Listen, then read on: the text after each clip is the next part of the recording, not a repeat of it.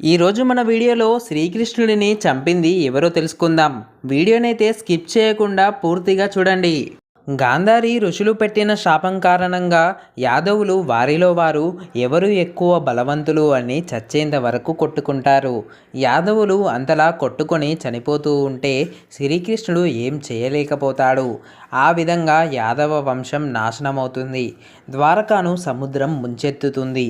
శ్రీకృష్ణుడు ఇక అడవిలోకి వెళ్ళి రావి చెట్టు కింద సేద తీరుతాడు. జర అనే వేటగాడు ఓ జింకను వేటాడుతూ అటుగా వస్తాడు. అక్కడ పొదల చాటున కనబడుతున్న శ్రీకృష్ణుడి పాదాన్ని చూసి జింక అని అనుకుని బాణాన్ని ప్రయోగిస్తాడు. ఆ బాణం కృష్ణుడి పాదానికి గుచ్చుకుంటుంది.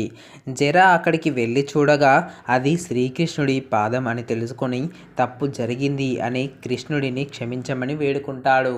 శ్రీకృష్ణుడు వేటగాడిని ఓదార్చుతూ పూర్వజన్మలో జర వాలి అని తాను రామావతారంలో ఉండగా రాముడు వాలిని చెట్టుచాటు నుండి యుద్ధ నియమాలకు వ్యతిరేకంగా చంపుతాడు. ఆ కర్మానుసారంగా ఈ జన్మలో శ్రీకృష్ణుడు జర చేతిలో మరణిస్తాడు. దీని ద్వారా శ్రీకృష్ణుడు మనందరికీ ఏం తెలియజేశాడు అంటే లోకాలను పాలించే దేవుడైన కర్మ ఫలితాన్ని అనుభవించాల్సిందే. జై శ్రీకృష్ణ.